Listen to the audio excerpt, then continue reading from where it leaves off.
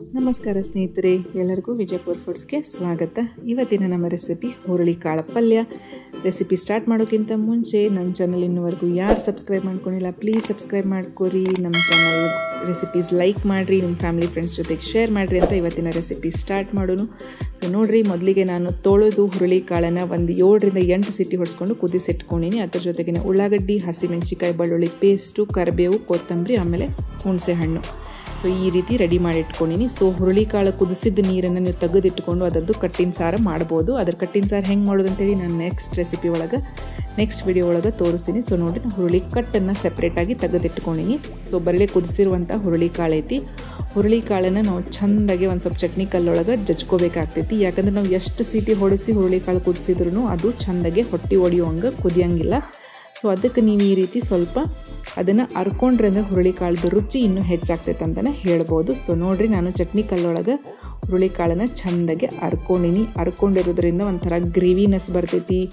ಹುರುಳಿಕಾಳು ಚೆಂದಾಗಿ ಪಲ್ಯ ಭಾಳ ಅಂದ್ರೆ ಭಾಳ ಟೇಸ್ಟ್ ಆಗ್ತೈತಿ ಸ್ನೇಹಿತರೆ. ಸೊ ನೀವು ಈ ರೀತಿ ಪ್ರಯತ್ನ ಮಾಡಿ ನೋಡಿರಿ.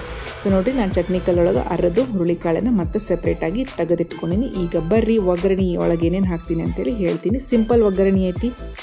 ಎಣ್ಣೆ ಹಾಕಿದೆ, ಸಾಸಿವೆ ಜೀರಿಗೆ ಹಾಕಿನಿ. ಅದರ ಜೊತೆಗನ ಕಟ್ ಮಾಡಿರುವಂತಹ ಉಳ್ಳಾಗಡ್ಡಿ, ಆಮೇಲೆ ಮೆಣಸಿನ್ಕಾಯಿ, ಬೆಳ್ಳುಳ್ಳಿ ಇಟ್ಕೊಂಡಿದ್ದೆ ಅದನ್ನು ಇದ್ರೊಳಗೆ ಹಾಕಿನಿ. ಅದರ ಜೊತೆಗೇನೆ ಒಂದು ಸ್ವಲ್ಪ ಕರಿಬೇವನ್ನು ಹಾಕಿನಿ.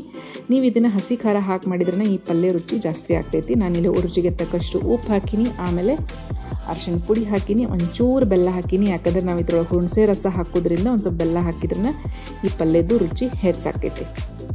ಸೊ ನೋಡಿರಿ, ಇಷ್ಟು ಒಗ್ಗರಣೆ ರೆಡಿ ಆದಮೇಲೆ ನಾವು ಇಟ್ಕೊಂಡಿರುವಂಥ ಹುರುಳಿಕಾಳನ್ನು ಇದ್ರೊಳಗೆ ಹಾಕಿ ಚೆಂದಾಗಿ ಈ ರೀತಿ ಮಿಕ್ಸ್ ಮಾಡಿ ಇಟ್ಕೊರಿ. ಆಮೇಲೆ ಒಂದು ಸ್ವಲ್ಪನ ಎಲ್ಲ ಮಿಕ್ಸ್ ಆದಮೇಲೆ ಇದ್ರೊಳಗೆ ನಾನು ಒಂದು ಸ್ವಲ್ಪ ನೋಡಿಕೊಂಡು ಒಂದು ಸ್ವಲ್ಪ ಹುರುಳಿ ಏನಂತಾರೆ ಹಸಿಮೆಣ್ಸಿನ್ಕಾಯಿ ಅಂತೀನಿ ನೋಡಿರಿ, ಹುಣಸೆ ಹಣ್ಣಿಂದ ರಸ ಇದ್ರೊಳಗೆ ನಾನು ಹಾಕಿನಿ.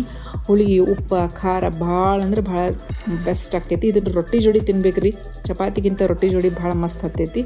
ನೋಡಿರಿ, ಇದೆಲ್ಲ ಚೆಂದಾಗಿ ಮಿಕ್ಸ್ ಮಾಡಿಕೊಂಡು ನೋಡಿರಿ ಕುದಿಯಾಕತ್ತೈತಿ. ಒಂದು 5 ನಿಮಿಷ ನೀವು ಇದನ್ನು ಚೆಂದಾಗಿ ಕುದಿಸಿ ಮೇಲೆ ಕೊತ್ತಂಬರಿ ಹಾಕಿ ಗಾರ್ನಿಷ್ ಮಾಡಿದ್ರಿಂದ ನಮ್ಮದು ಹುರುಳಿಕಾಳು ಪಲ್ಯ, ಆರೋಗ್ಯಕರವಾದ ಹುರುಳಿಕಾಳು ಪಲ್ಯ ರೆಡಿ ಆಕೈತಿ. ಚಳಿ ಒಳಗೆ ಹುರುಳಿಕಾಳು ಪಲ್ಯ ತಿನ್ಬೇಕಂತ ಭಾಳ ಅಂದ್ರೆ ಭಾಳ ಆರೋಗ್ಯಕರವಾದದ್ದು ಇದು. ರೊಟ್ಟಿ ಜೊತೆಗೆ ನೀವು ಈ ಪಲ್ಯ ಮಾಡಿ ನೋಡ್ರಿ ಅಂತ ಹೇಳ್ತಾ ಇವತ್ತಿನ ರೆಸಿಪಿ ಮುಗಿಸ್ತಾ ಇದ್ದೀನಿ. ಧನ್ಯವಾದಗಳು ಸ್ನೇಹಿತರೆ.